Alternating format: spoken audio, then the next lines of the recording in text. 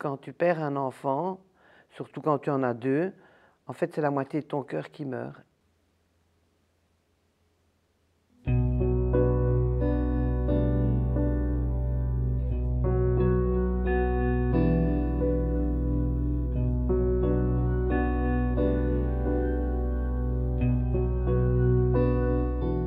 Ben voilà, mon nom c'est Carla, j'ai 59 ans.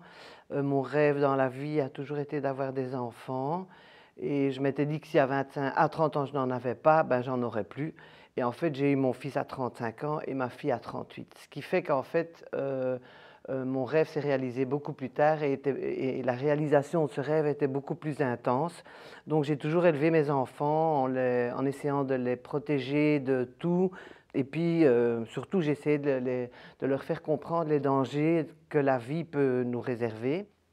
Et pourtant, le 24 juillet 2014, ma chère petite Charlotte adorée n'a pas écouté sa maman. Sa vie s'est arrêtée à 12 ans et demi. Donc, mercredi soir, Charlotte, je vais me coucher parce que je vais aller travailler. Et Charlotte m'avait cassé les pieds pour pouvoir aller à Louvain avec ses amis.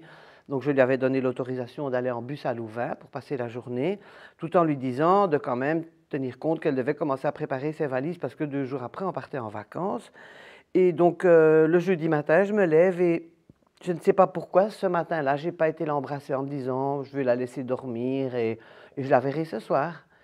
Et quand je rentre le soir, donc effectivement, la police m'a annoncé la mauvaise nouvelle. Et j'ai appris donc par après qu'elles avaient décidé de changer les plans. Et au lieu d'aller à Louvain, il y en a une qui a proposé d'aller à la gare faire des photos. À un certain moment, elles avaient laissé donc leur sac à main sur le banc de la gare de Groenendaal, mais elles se trouvaient sur le quai d'en face. Et comme il y avait des travaux à la gare, le chemin, l'accès vers le souterrain était fermé pour travaux. Donc en fait, elles n'auraient même pas dû être sur ce quai. Et quand le train de Bruxelles vers Ottignies est arrivé et s'est arrêté, elles ont eu peur qu'on vole leur sac. Et elles ont eu la très bonne idée, tout simplement, de traverser sur les voies, d'aller attendre à côté du train que le train parte. Évidemment, avec le bruit, elles n'ont pas entendu que l'autre arrivait à 140 km/h. Puis la fin de l'histoire, on la connaît. Hein. Charlotte est tombée et elle a pris le train en pleine vitesse. Et sa tête a explosé.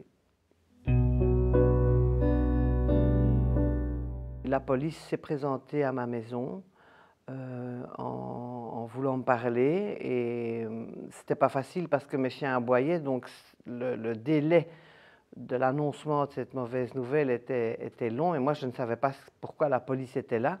Et puis finalement, quand le policier est entré dans mon jardin, il m'a demandé si j'étais bien Carla Claes et si j'étais bien la maman de Charlotte, pour finalement m'annoncer qu'elle avait eu un accident et qu'elle n'avait pas survécu. Et ensuite, il m'a raconté qu'elle avait été percutée par un train. Donc là, je suis tombé dans une douleur impossible à expliquer. C'est impossible à expliquer. Et en fait, aussi, je me suis dit, mais qu'est-ce qu'elle faisait à la gare? Je lui avais bien expliqué que c'était très dangereux et qu'on n'avait rien à faire dans des gares, quoi, à part prendre un train pour se rendre autre part, quoi. Évidemment, quand moi j'ai eu la mauvaise nouvelle, j'avais la charge de l'annoncer à mon ex-mari, au papa de Charlotte, et à mon fils. Et c'est horrible, quoi, parce que il faut d'abord faire en sorte qu'ils se retrouvent en face de moi, ce qui n'était pas le cas ni pour l'un ni pour l'autre. Donc il fallait que je les attire sans dire pourquoi par téléphone. Donc j'ai appelé Gabriel en disant qu'il devait rentrer de toute urgence parce que voilà, il s'était passé quelque chose. Donc apparemment, lui, il a compris qu'il devait rentrer, donc il est revenu assez rapidement. Et j'avais demandé à des amis qui étaient sur place, il faudra le canaliser parce que quand je vais lui donner la mauvaise nouvelle, quand je vais lui apprendre la mauvaise nouvelle, il est capable de filer et de traverser la route. Et voilà, moi j'avais peur qu'il lui arrive quelque chose. Donc il est arrivé dans le jardin et m'a dit qu'est-ce qui se passe et je lui ai demandé de s'asseoir et j'ai dit que sa sœur était décédée dans un accident. Donc évidemment, ce que j'attendais est arrivé, il s'est levé et personne n'a réussi à le retenir. il s'est encouru. Et suite à ça, ça a été horriblement dur parce que beaucoup de gens sous-estiment la douleur d'un frère ou d'une sœur dans un cas pareil. Et ça a pris mais plus de 5-6 ans que Gabriel retrouve un chemin qui le rendait, je dirais même pas heureux, mais qui pouvait accepter le fait qu'il ne reverrait plus jamais sa sœur. C'est toute une famille qui souffre. Évidemment, les parents en premier, mais tout le reste souffre. La grand-mère, les tantes, les cousins. Voilà, c'est une fracture terrible et brutale et inacceptable. Le jour où elle est partie, ben, c'est clair que ça a laissé un grand vide vu que ben, il n'y avait plus tout ça, quoi, hein. Donc je me lève le matin, il n'y a plus Charlotte. Je vais faire des courses, il n'y a plus Charlotte pour m'accompagner. Plus de vacances avec Charlotte, plus rien, plus de cinéma, c'est fini, quoi. Donc en fait, là, il n'y a rien à faire à partir du moment où un parent perd un enfant. Ben, sa vie ne sera plus jamais la même. Charlotte ne sera plus jamais là. Elle est là autour de moi, elle pend autour de mon cou. J'ai un petit ange qui la représente quelque part, mais ça ne sera plus jamais elle. Donc, il n'y a rien à faire. Se mettre en danger comme ça, elle n'a pas réalisé ce qu'elle allait créer comme tragédie finalement, parce que c'est une tragédie. Aussi bien pour le papa qui lui vit en Espagne maintenant. Lui aussi, chaque fois que je le vois, parce qu'on est restés amis, ben, c'est la première chose qui se passe, c'est qu'il pleure, parce que se retrouver ensemble, c'est se dire on a perdu tous les deux la plus belle chose qu'un couple peut faire, c'est un enfant, quoi. Donc,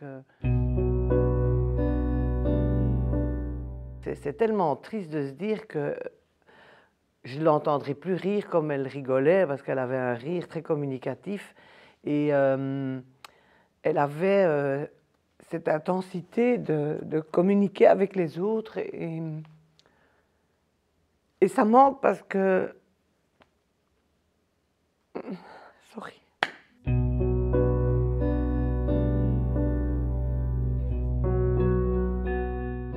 Au nom de toutes les personnes que vous aimez et qui vous aiment, n'allez jamais sur les voies et ne vous mettez pas en danger. On a tous un but dans une vie. Est-ce que c'est devenir parent? Est-ce que c'est devenir comédien, chanteur, directeur, quoi que ce soit? Il faut jamais, au grand jamais, perdre et briser ce but parce qu'on se met en danger en traversant les voies, en étant sur les voies pour une autre raison, ou tout simplement voilà, se mettre en danger par rapport à un train qui va de toute façon vous bousiller et vous éclater, et puis il ne restera que de la bouillie. Je suis désolée d'être crue, mais c'est ça. Ce ne sera plus que des petits morceaux. Et le rêve des parents, le rêve des sœurs et des frères, des tantes, et tout ça, fini, caput.